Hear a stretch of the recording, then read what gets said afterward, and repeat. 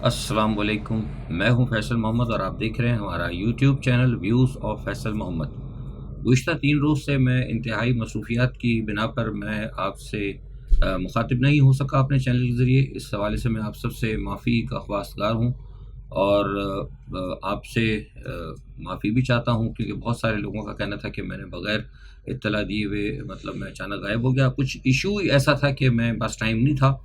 बहरहाल ये है कि आज मैं कोशिश करूँगा कि गुज़िश्ता 3 रोज़ में जो कुछ मामलात हुए इंतहाई अहम थे। इस हवाले से क्योंकि एक दूसरे तज्ज़िया निगार और तबसरा निगार उस पे बात कर चुके हैं, लेकिन हम कोशिश करेंगे कि हम गुज़िश्ता 3 दिन में होने वाली अहम तमाम जो मामलात हैं उसके ऊपर मुसद्दिक़ा और तहक़ीक़ाती ख़बरी तज्ज़िया जो है आपको पेश करें। मेरे आखिरी अल्फ़ाज़ पे गौर कीजिएगा। सबसे पहले ये कि 2 रोज़ क़बल जमात इस्लामी के जमात की जानिब से, जमात इस्लामी की जानिब से या उनकी ग्रुप की या जमात की या उनके कारकुनों की जानिब से जो एक धरना दिया गया था बिजली के हवाले से, वो ख़त्म कर दिया गया और कहा गया कि माहिदे हो गए हैं। और माहिदे क्या हुए हैं वो आपको पता है कि माहिदे यही हैं कि सब गा गे गी के ऊपर है कि हम यूँ कर देंगे और हम ऐसा कर देंगे। फ़ौरी तौर पर किसी किस्म का कोई अमल दरामद नहीं हुआ है, ना इस पे फ़ौरी तौर पर कोई अमल दरामद होगा, ये मैं आपको बता रहा हूँ। दूसरी वजह ये है कि आपको पता है कि जमात इस्लामी का जो ये एक धरना था वो इंतहाई अहम इशू के ऊपर था। इस धरने की ख़त्म किए जाने की वजूहात जो है वो हम आपको बताते हैं। सिर्फ़ ये मुआहिदा ही नहीं, उसके बल्कि पीछे मामलात ये हैं कि ये जो धरना था बुनियादी तौर पर वो बिजली के हवाले से था और बिजली का जो मसला है आपको पता है कि लाखों, हज़ारों, बड़े-बड़े लोगों को लाखों, छोटों को हज़ारों में बिल आ रहे हैं। लोग आवाम परेशान हो गए थे इस वजह से, और ये एक ऐसा बड़ा मसला था, एक इतना बड़ा इशू था कि जमात इस्लामी ने इसको कैश कराने की कोशिश की, लेकिन अफ़सोस ये है कि आवाम की अदम दिलचस्पी की वजह से ये धरना जो है इतनी अहमियत हासिल नहीं कर सका। इस धरने के अंदर मुसद्दिक़ा इत्तलात के मुताबिक, ठीक है, जमात इस्लामी वाले खैर कुछ भी कहें, लेकिन बैनुल अक़वामी जो तज्ज़िया निगार हैं, जो वहाँ पे सफ़ारतख़ाने हैं और जो गैर मुसद्दिक़ा जो ज़राए हैं, वो तो उनकी बात अपनी होती है। गैर मुसद्दिक़ा ज़राए तो कह देते हैं वही लाखों में था, कोई कहता है हज़ारों में था, कोई कहता है सैकड़ों में था, लेकिन जो मुसद्दिक़ा ज़राए हैं, जो सफ़ारतख़ानों की रिपोर्ट है, जो उनके मुताबिक ये जो तादाद थी वो ज़्यादा 12 या 14,000, हद से ज़्यादा उन्होंने कहा कि से ज़्यादा 14,000 से ज़्यादा नहीं थी, जो कि बड़ी दूर तक फैले हुए थे। कुछ का कहना है कि 10,000 भी थे। अब ज़ाहिर-सी बात है 10,000 या 12,000 आदमी आकर अगर बैठ जाएँ और 12-14 दिन हो जाएँ तो, और उसके पीछे अगर कोई अवामी पज़ीराई ना हो, तो उसमें फिर आपको पता है कि कुछ थोड़ा-सा कुछ बेबसी का और बेज़ारी का अंसर भी आ जाता है। गो के जमात इस्लामी के हाफ़िज़ साहब ने उसको गर्म करने की, जलसे की बहुत कोशिश की, लोगों को तवाना रखने की, लेकिन एज़ सच जो है अवाम की अदम दिलचस्पी की वजह से ये मामला जो है कमज़ोर होता गया। और फिर उसके बाद जो है बाकायदा इनको पैगाम दिया गया हाफ़िज़ साहब को, जमात इस्लामी को, कि देखिए जनाब, आप जो इशू लेके खड़े हुए हैं, आप समझ रहे थे कि शायद कोई बहुत बड़ा लोग, सारी दुनिया इस पे खड़ी हो जाएगी, पाकिस्तान का सारे अवाम आ जाएंगे, ऐसा कुछ नहीं हुआ। लिहाजा आपसे कहा जाता है कि पुरअमन तौर पे हम आपको सेफ साइड देना चाहते हैं, आप हमारे साथ माहिदा कर लें और यहाँ से आप डिस्पर्स हो जाएँ, वरना अदरवाइज़ ये है कि हम आपको जो है फिर ताकत के ज़रिए यहाँ से आपको मुंतशिर करेंगे। ये इनको बाकायदा पैगाम दिया गया था और साथ में ये पैगाम आपको पता है कि ये पैगाम आर्मी चीफ़ के ज़रिए भी दिया गया था। बहुत सारे लोगों ने कहा है कि आर्मी चीफ़ ने जो एक, याद है कि उसी दिन एक बात की थी एक जगह उलमा और मशाइख के इजलास में, और आर्मी चीफ़ ने बराह रास्त धमकी दी थी, कहा था कि जो लोग यहाँ इंतशार फैलाने की कोशिश करेंगे, मैं रब्बे काबा की कसम खाता हूँ कि मैं उनके सामने खड़ा हूँगा। वो धमकी जो है बुनियादी तौर पर कुछ लोगों का कहना था कि वो तहरीक इंसाफ के लिए थी। नहीं, तहरीक इंसाफ के लिए नहीं थी। तहरीक इंसाफ को तो ऑलरेडी उन्होंने अपने इस्लामाबाद के सेक्टर कमांडर्स के ज़रिए इंगेज किया हुआ है। ये धमकी बुनियादी तौर पर जमात इस्लामी और अदलिया के लिए थी। अब आप समझे, ये बुनियादी तौर पर धमकी इनके लिए थी। और ये मैं आपको बस मेरे जो आखिरी में कह दिया था ना, कि जो मेरे ज़रा अल्फाज पर गौर किया कीजिए कि स्टार्टिंग में जो मैंने अल्फाज कहे थे, ये धमकी बुनियादी तौर पर इन दोनों के लिए थी। और फिर वहाँ जाकर नकवी साहब ने इनको बता दिया था कि देखें, चीफ साहब ने कह दिया है, लिहाजा बेहतरी इसमें है कि आप यहाँ से डिस्पर्स हो जाए। लिहाजा वो माहिदा जो है डिस्पर्स के तहत जो है, जो माहिदा हुआ था उसके तहत वो जो है आप समझे कि वो मुंतशिर हो गया। ठीक है, तो वो मामला तो उधर ख़त्म हो गया। लेकिन अब दूसरा मामला मैंने कहा कि धमकी अदलिया की तरफ से भी थी, अदलिया के लिए भी थी और जमात इस्लामी के लिए भी थी। अब अदलिया के लिए जो मामला हुआ है, अदलिया का भी मामला आप देख लें कि आपने देखा कि जो मगरिब की मौजूदा जो इस्टेब्लिशमेंट है, पसंदीदा नूर नज़र, جو اس وقت موجود ہے، اور اس کی جو مغرب کی جو اسٹیبلشمنٹ کی اس وقت جو سب سے بڑی نور نظر جماعت پاکستان پیپلز پارٹی، سب کو پتہ ہے کہ بائیڈن کے لیے کتنی قربانیاں دی ہیں پیپلز پارٹی نے، بائیڈن کو یہاں پہ میڈلز وغیرہ بھی دیے تھے، ساری چیزیں دی تھی، تو پیپلز پارٹی زیادہ قریب ہے بنسبت مسلم لیگ نواز کے امریکہ کے۔ تو آپ دیکھیں جیسے ہی مطلب چیف صاحب کی دھمکی آئی، انہوں نے کہا کہ ہم سب کو دیکھ لیں گے اور منتشر کر دیں گے، عموماً تو یہ دھمکی ہونی نہیں چاہیے تھی، اس میں آگے بات کروں گا، لیکن جیسے ہی یہ دھمکی آئی تو فوری طور پر جو ہے اسٹیبلشمنٹ کے پیارے اور مغرب کے پیارے پیپلز پارٹی کے چیئرمین جناب بلاول بھٹو صاحب نے بھی کھلے عام اسمبلی کے اندر عدالت کو دھمکی دی۔ آپ دیکھیں کہ عدالت کا انہوں نے موازنہ جو ہے ارشد سے، وہ جو جیتا ہے بندہ جس کو ارشد ندیم، اس کے ساتھ موازنہ کر دیا، اور براہ راست ارشد ندیم کا نام لے کے انہوں نے عدلیہ کی بہت بڑی توہین کی تھی۔ میں الفاظ یہاں نہیں دہراؤں گا، ویلاگ پھر لمبا ہو جائے گا۔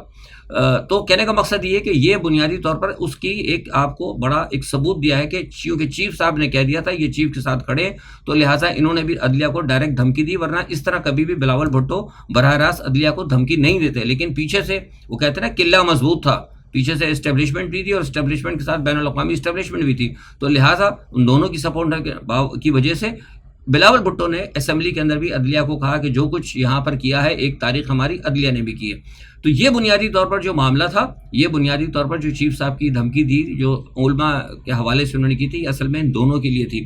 اب مسئلہ یہ ہوتا ہے کہ کیا چیف صاحب کو ایسی بات کرنی چاہیے؟ میرا خیال سے چیف صاحب کو یہ بات بالکل نہیں کرنی چاہیے، ان کو غالباً اس چیز کا احساس نہیں ہے۔ پاکستان کو اس وقت دھمکیوں کی ضرورت نہیں ہے، پاکستان کو اس وقت جو ہے استحکام کی ضرورت ہے۔ اگر چیف صاحب ان چیزوں پر اگر توجہ نہیں دیں گے تو پھر میں سمجھتا ہوں کہ معاملات جو ہے حد سے زیادہ بگڑیں گے۔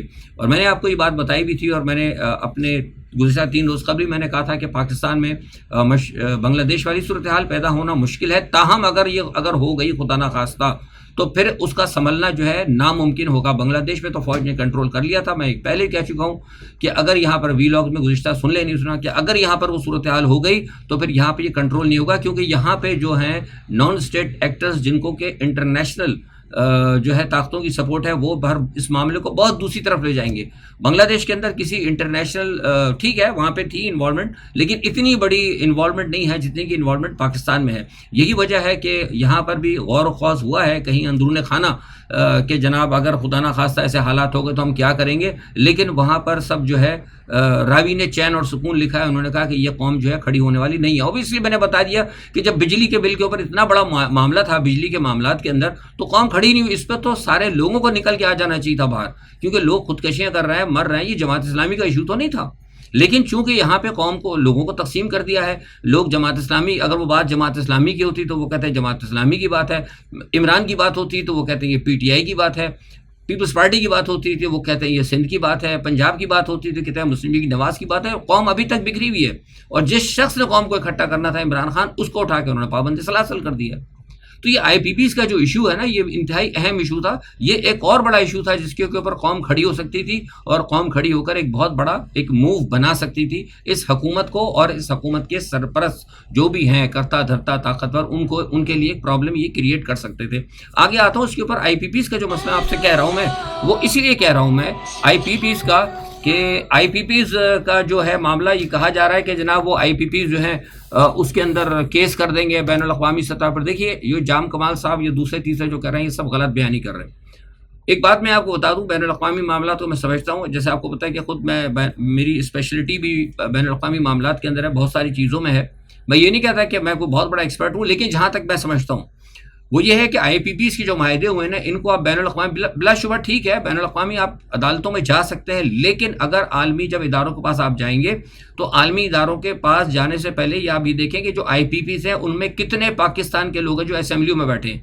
یہاں پہ جہانگیر ترین صاحب ہو گئے، پیپلز پارٹی والے ہو گئے، مسلم لیگ نواز والے ہو گئے، خود ہماری اسٹیبلشمنٹ کے کچھ لوگ ہیں، اور وہ کیا کہتے ہیں کچھ 1 2 3 پی ٹی آئی کے بھی لوگ ہیں جو آئی پی پیز کے ساتھ جو ملے ہوئے ہیں، جن کی آئی پی پیز میں شراکت ڈالی ہے، جنہوں نے گھپلے بازی کی یا بیٹھ کے خود یہ لوٹتے رہے، ان سب کو اٹھا کر سیدھا جیل میں ڈال دیا جائے۔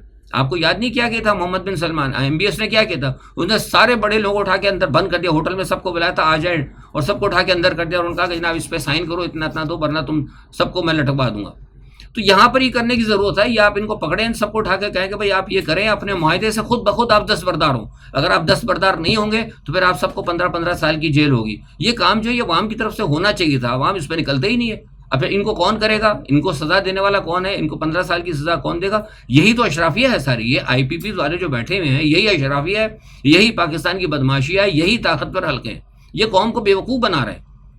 میں اسی لیے بار بار آپ سے کہتا ہوں کہ جب تک قوم نہیں نکلے گی یہ معاملہ کچھ نہیں سدھرے گا. یہ عمران خان کے معاملات درست نہیں ہوں گے.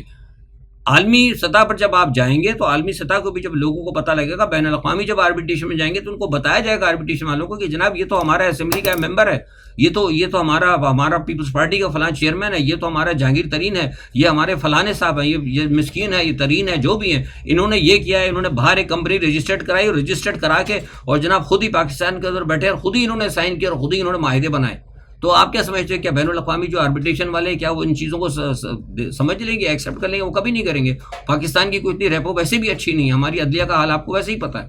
لیکن سوال یہ پیدا ہوتا ہے کہ یہ کرنا نہیں چاہتے کیونکہ ان کو پتہ ہے اگر یہ کریں گے تو ان کی اپنی گردن نپے گی, اور یہ کام صرف اور صرف اگر کروا سکتی ہے عوام کرا سکتی ہے. جیسے کہ بنگلہ دیش میں ہوا ہے, انہوں نے کہا پکڑو اور لٹکاؤ سب کو پکڑو, سب کو جج سے بھی استعفیٰ لے دیا انہوں نے. تو اب میں بات کر رہا تھا آپ کو یہ جو اب میں نے کی تھی دھمکی والی بات, کہ عدلیہ کو جو دھمکایا تھا, عدلیہ کو دھمکانے کا آپ دیکھیں کہ جس وقت یہ چیف صاحب نے یہ دھمکی دی کہ انتشار پھیلانے والوں سے ہم نپٹیں گے, یہ دھمکی کس کو تھی؟ یہ تحریک انصاف کو تھی, یہ جماعت اسلامی کو تھی اور ججز کو تھی. نتیجہ کیا ہوا کہ وہ آپ کے جو عدلیہ کے جو چیف جسٹس ہیں وہ بھی بھڑک گئے ہیں. آپ دیکھیں نا, لوگ اب اس کی مختلف تعویلیں پیش کر رہے ہیں. میں مصدقہ طور پر آپ کو خبر دے رہا ہوں کہ چیف جسٹس صاحب جو بھڑکے ہیں وہ اسی بات کے اوپر بھڑکے ہیں. یہ جو سن کے کہ ان کو ظاہر سی بات ہے وہ چیف جسٹس ہے, ہمیں تب 3 دن بعد ہمیں تو خیر چلو پتہ لگ جاتا ہے نا, ہمارے تو اپنے ہیں اپنے راہداریوں میں سب جگہ الحمدللہ ہمارے ذرائع ہیں. لیکن جس کو دھمکی دی جاتی ہے اس کو تو ایک دن پہلے بتا دیا تھا کہ یار تم اگر نہیں کرو گے تو تمہارے ساتھ یہ ہوگا. وہ کہتا ہے نہیں ٹھیک ہے جی میں ڈٹا ہوں. تو پھر دوسرے دن دھمکی آ گئی, ان کو پتہ لگ گیا کہ یہ اصل میں ہمیں میسج دیا گیا. تو آپ دیکھیں فوراً چیف جسٹس نے بھی کہا کہ اس ملک میں ہو کیا رہا ہے, سب کام تو اسٹیبلشمنٹ کر رہی ہے, حکومت کدھر ہے, گورننس کدھر ہے. آپ سمجھیے میری بات, جو آپ کو میں نے بات بتائی نا کہ یہ اصل میں معاملہ تھا جماعت اسلامی کے جانے کا اور ہمارے چیف جسٹس قاضی فائز عیسیٰ کے بھڑکنے کا, جس کو لوگ مختلف قسم کی مختلف تصویریں دے رہے ہیں. حقیقت یہ ہے, بھارت میں یہ نہیں کہہ رہا کہ وہ کہہ رہے ہیں ان کے اپنے تجزیے ہیں, لیکن یہ میری تجزیاتی خبر ہے. ٹھیک ہے جناب, آئی پی پیز کی آپ کو بتا دی, یہ بات میں نے 3-4 چیزیں بتا دی. اچھا اس وقت ایک اور بڑا اس وقت بخار چڑھا ہوا ہے وہ ارشد ندیم کا, اس پر میں آتا ہوں.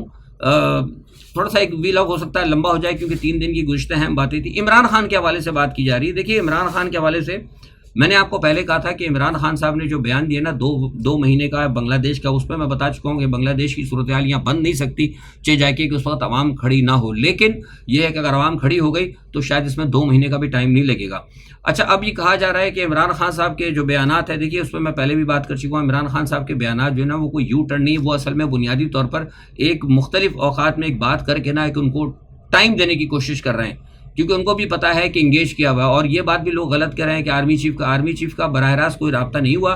یہ بات میں آپ کو پہلے کہہ چکا ہوں کہ آرمی چیف نے کی خواہش یہ ہے کہ ہم کو موجودہ آرمی چیف کی, اب آپ اس کو جیسے سمجھ لیں, اسٹیبلشمنٹ کہہ لیں جو بھی کہتے ہیں, اسٹیبلشمنٹ اور لوگ بھی آئے تھے, لیکن ان کی خواہش یہ ہے کہ ہمیں اس بات کی گارنٹی دی جائے کہ اگر عمران خان صاحب آ جاتے ہیں دوبارہ تو ان کے خلاف کوئی بڑی کارروائی نہیں ہوگی. بات میں آپ کو بہت پہلے کہہ چکا ہوں. تو یہ بات ابھی بھی ہے, لیکن اس حوالے سے وہ ڈیل چاہتے ہیں, لیکن عمران خان اس پہ ڈیل پہ راضی نہیں ہو رہی. بات کو پہلے بتا چکا ہوں.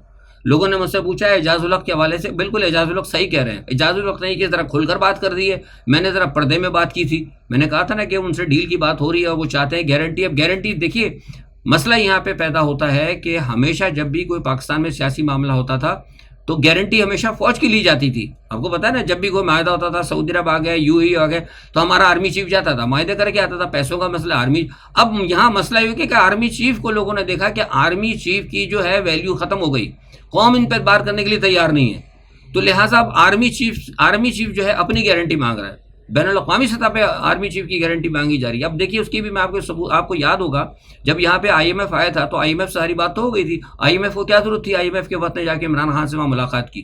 آپ کو پتا ہے نا ملاقات کیوں کی تھی؟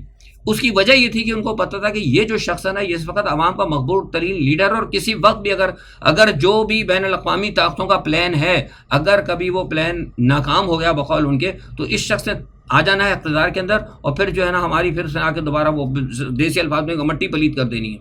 اسی وجہ سے انہوں نے جا کے عمران خان سے گارنٹی لی تھی. ان کو پتا ہے کہ اب یہ ورنہ ادروائز پہلے آئی ایم ایف جو ہے نہیں جاتی تھی اتنا کتنی گارنٹی لینے کی. آرمی چیف کی گارنٹی آ گئی، دیٹس انف. ان کو پتا ہے کہ مالک تو یہی ہیں سارے.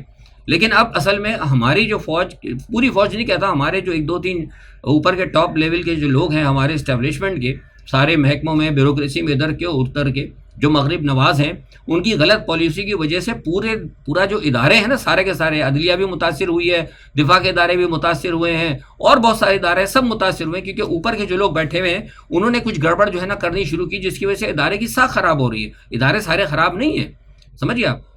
تو اس وجہ سے جو ہے اب یہ معاملہ آیا ہے کہ وہ یہ کہتے ہیں کہ اب ہمیں اس بات کی گارنٹی دو. اب چیف صاحب جو ہے نا، یہ بات جو اعجاز اللہ کی ہے وہ بالکل صحیح ہے. چیف صاحب اپنی گارنٹی مانگ رہے ہیں، کیونکہ یہ جو سارا کھلواڑ آیا ہے یہ تو بنیادی طور پر موجودہ چیف کا تو کیا ہوا نہیں ہے.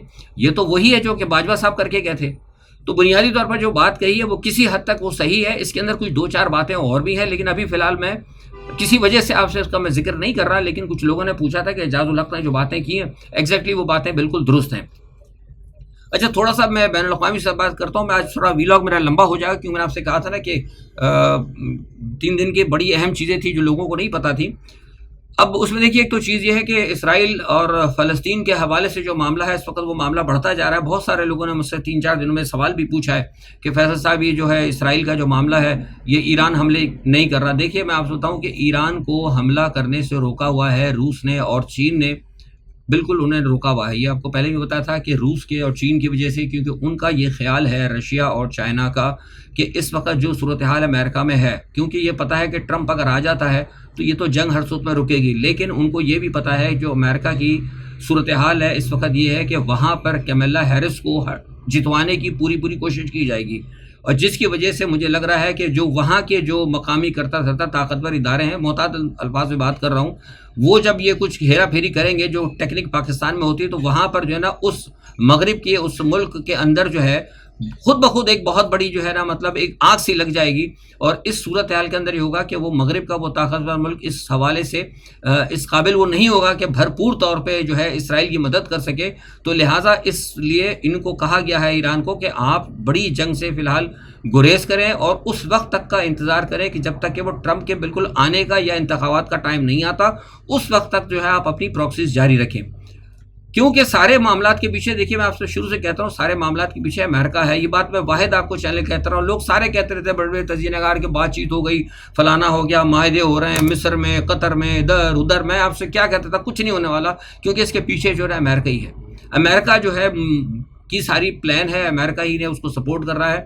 ابھی دیکھیے OIC کا اتنا افسوس کا مقام ہے کہ OIC کا اجلاس ہوا، OIC کے جو لوگ بیٹھے ان میں پاکستان بھی گیا تھا. پاکستان نے بھی جا کر کیا کہہ دیا، سب نے کیا کہہ دیا، ہم مذمت کرتے ہیں، اس کو بند ہونا چاہیے. بھائی کائے کی مذمت، آپ اس کو بند کریں، ہم برا سمجھتے ہیں. وہ جسے کہتے ہیں نشستن نہ گفتن برخاستن، یہ میں اس کو کہتا ہوں OIC یعنی آرگنائزیشن آف اسلامک کانفرنس. انہوں نے کانفرنس کی، کھایا پیا، تقریریں کی اور چلے گئے.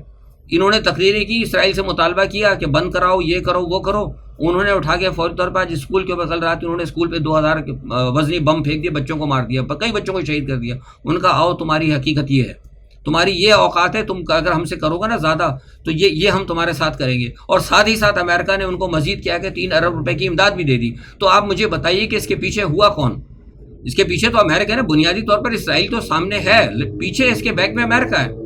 مسلم دنیا کے لوگوں کو تو یہ چاہیے تھا، یہاں پہ اس وقت OIC کو یہ چاہیے تھا کہ امریکہ سے مطالبہ کرنا چاہیے تھا کہ آپ ایک بہت بڑی عالمی طاقت ہیں، آپ اپنا کردار ادا کریں. اور آج جو صورتحال امریکہ جو کی ہے، اسرائیل نے اسکول پر بمبارڈمنٹ کیا ہے، بچوں کو ختم کیا، تو یہاں پہ تو بنیادی طور پر تمام مسلم دنیا کے ممالک کو چاہیے تھا کہ وہ کیا کہتے ہیں امریکن ایمبیسڈر کو اپنے پاس بلائیں اور جا کے ان کو کہیں کہ جناب احتجاج کریں کہ آپ کو کیا نظر نہیں آ رہا، یہ اتنے ہزاروں تقریباً 80,000 90,000 انہوں نے بے گناہ آدمی مار دیے اور مسلسل وہ حملے کر رہا ہے اور بچوں کو یعنی اسپتالوں کو نہیں چھوڑا. آپ اسکولوں کے اوپر جو ہے 2,000 وزنی جو ہے وزنی بم پھینکے جا رہے ہیں اور سریعام ہیومن رائٹ وائلیشن ہو رہی ہے، تو آپ کو کیا نظر نہیں آ رہی؟ آپ ان کی مزید مدد کر رہے ہیں. That mean you are responsible. لیکن ہمارے مسلم ممالک جو ہے وہ نشست بیٹھے ہیں آرام سے جناب مطالبے کر رہے ہیں. اور پاکستان میں بھی بڑے خوش ہو رہے ہیں. میں دیکھ رہا تھا ہمارے ایک وزیر صاحب جو کہتے ہیں کہ ہم نے بڑا احتجاج. کون سا احتجاج کیا آپ نے؟ بنیادی طور پر بلائیں، آپ جا کے جو کرتا رہتا ہے امریکن ایمبیسڈر کو بلائیں، اس کو کہیں کہ آپ اپنا کردار ادا کریں. تو یہ جو ساری صورتحال ہے، یہ سارا معاملہ جو ہے یہ دیکھنا ہوگا آپ کو. ایران اسی لیے خاموش ہے، ایران جو ہے حملے کے لیے بالکل تیار ہے. اور کیونکہ ایک بات یہ بھی بتا دوں کہ اس حوالے سے تمام طور پر ایران کی چائنا کی اور رشیا کی قیادتوں کے ان کے آپس میں رابطے ہیں، ان کے رابطے ختم نہیں ہوئے. تو یہ جو ہے نا معاملہ، یہ ایک بہت بڑی ایشو ہے، یہ بالکل جا رہا ہے، مسلمانوں کے خلاف جنگ جاری. دیکھیے اگر آپ نے میرے 2-2.5 سال پہلے اگر میرے آپ نے ویلاگ سنے ہوں گے، جن کو یاد ہوگا ابھی بھی دیکھ لیں، پڑے ہوئے ہیں. میں نے آپ کو پہلے بتایا تھا کہ 2025 سے لے کے 26 تک یہ بڑی جنگیں ہوں گی جس میں مسلمانوں کے خلاف معاملہ جائے گا. جو بریکسٹ ہوا تھا، یہ بریکسٹ جو ہوا تھا اسی بنیاد پہ ہوا تھا. بریکسٹ بھی بنیادی طور پر یہودیوں کے کہنے پہ ہوا تھا، یہ یہود اور نصارہ کے کہنے پہ ہوا تھا یہ بریکسٹ جو ہے. اور آپ دیکھ لیں یہ معاملہ یہاں رکے گا نہیں، یہ سارا معاملہ آگے تک جائے گا. یہ آپ دیکھیں کہ برطانیہ میں جو کچھ ہو رہا ہے، برطانیہ میں جتنے لوگ آئے ہوئے ہیں، یہ تمام فاشسٹ، یہ فاشسٹ کچھ نہیں ہے، یہ وہ سارے فارسٹ کیا کہتے ہیں نا، فارسٹ اور قسم کا نام انہوں نے دیا ہوا ہے، اور بڑا تہذیب کا کہہ دیتے ہیں جی وہ کنزرویٹو وغیرہ کچھ نہیں، یہ فاشسٹ ہیں. یہ لوگ متعصبی ہیں جو مسلمانوں کے ساتھ دشمنی رکھتے ہیں. یہ وہ لوگ ہیں کہ سارے کے سارے جو ہے اس وقت اکٹھے ہو گئے ہیں. برطانیہ میں بھی وہی اثر ہے اور اس کے ساتھ پورے یورپ میں پھیلیں گے. میں نے آپ کو ایک بار پہلے کہا تھا کہ ہنری کیسنجر نے آج سے 3 سال پہلے کہا تھا آ کر کہ ایک وقت آئے گا ہمارے پاس تقریباً 20 لاکھ لوگ تیار ہیں جو ساری دنیا میں مغرب کے اندر جو ہے ان کے خلاف ایک حشر برپا کر دیں گے. یہ آن ریکارڈ ہے ہنری کیسنجر کا بیان جو ہے، اور یہ بات میں پہلے بتا چکا ہوں آپ کو. لیکن اصل میں ہمارے لوگ جو ہے نا بھول جاتے ہیں، اور ہمارے لوگوں کو ویسے بھی اندر کے معاملات میں اتنا الجھا دیا جاتا ہے کہ ہم بین الاقوامی خبروں پہ تو توجہ ہی نہیں دیتے. اب آپ یہ دیکھ رہے ہیں، ارشد ندیم کی میں بات کرتا آخر میں چلتے چلتے، اچھی بات ہے وہ جیت کے آیا، ہمیں خوشی ہے، پاکستان کا نام روشن ہو، پاکستان میرا ملک ہے. لیکن جس قسم کی ہم خوشیاں منا رہے ہیں، ایک اتنا ہنگامہ پوری دنیا کو ارشد ندیم کی طرف، پورے پاکستان کو لگا دیا کہ ارشد ندیم کے جیتنے سے، ارشد ندیم کے تمغہ جیتنے سے کیا وہ جو غریب جو عورتیں جو اپنے سمندر میں بچے پھینک رہی ہیں، کیا ان کے معاملات درست ہو جائیں گے؟ کیا ان کی خوشی آ جائیں گی؟ یہ جو اسرائیل جو اس وقت مسلمانوں کا اور امریکہ جو ہے مسلمانوں کا قتل عام کر رہا ہے، جو کشت و خون ہو رہا ہے غزہ کے اندر، تو کیا اس سے کیا یہ اتنا جو وہاں پہ لوگ سسک رہے ہیں، کیا ایسی صورتحال کے اندر آپ کو اتنی خوشیاں منانی چاہیے؟ ہاں اس کو بلائیں، انعام دیں، اکرام دیں، سب کچھ چلے، ڈھول بج رہے ہیں، تماشے ہو رہے ہیں. یہ مسلمانوں کا یہ کردار ہونا چاہیے. کیا آپ کو سرکار دو عالم صلی اللہ علیہ وسلم کا وہ فرمان کا اس کا وہ آپ کو تشریح نہیں پتا جس میں کہا واضح طور پر کہا گیا تھا؟ ان کے حدیث کی تشریح بھی ہوتی ہے، ان کا مفہوم ہے، بڑا واضح مفہوم ہے کہ مسلمان جو ایک بدن کی مانند ہوتا ہے. اگر کسی ایک جسم کے حصے میں تکلیف ہوتی ہے تو دوسرا حصہ بھی اس کی تکلیف کو محسوس کرتا ہے. تو لیکن آپ تو بالکل بے خبر ہیں. یعنی آپ کا یہ حال ہے اس وقت پاکستان کا اور دیگر خاص طور پہ پاکستانیوں کا کہ ایک ہاتھ پورا کسی نے کاٹ دیا ہے، لہو ہے، پورے حصے کے اوپر زخم ہے اور اس کے اوپر مارا جا رہا ہے، اور دوسرے ہاتھ پہ آپ جا کے مہندی لگا رہے ہیں، خوشی سے ڈھول بجا رہے ہیں کہ جناب میرے سجن کی مہندی لگ رہی ہے. یہ منافقانہ رویہ ہے، مسلمانوں کو دیکھنا پڑے گا. یہ ہمارے جو لیڈران ہیں اور جو ہماری اشرافیہ بدماشیاں انہوں نے قوم کو گمراہ کر دیا ہے. ہمیں صرف یہ لہو لواب، کھیل اچھی چیز ہے، ساری چیزیں اچھی چیز ہے، میں کسی سے انکار نہیں کرتا، لیکن کھیلوں سے بڑھ کر، ان لہو لعاب سے بڑھ کر سب سے افضل چیز انسانیت ہے اور اسلام ہے. اگر اسلام کو زد پہنچ رہی ہے، اسلام کو تباہی اور انسانیت ہو کر تباہی آ رہی ہے، تو اس قسم کی چیزوں سے ہمیں تھوڑا سا کریں اس کو، لیکن ہم تھوڑا سا اس کے اوپر غور ضرور کریں. میں سمجھتا ہوں کہ میں نے اپنے اس چھوٹے سے ویلاگ میں آپ کو جو پیغام دینے کی کوشش کی ہوگی، امید ہے کہ آپ سمجھ گئے ہوں گے. معافی چاہتا ہوں 3-4 منٹ ویلاگ لمبا ہو گیا، معاملات کچھ ایسے تھے. انشاءاللہ کل اب دوبارہ بہت ساری چیزوں پر حاضر ہوں گا. اپنا بہت خیال رکھیے گا. اللہ حافظ.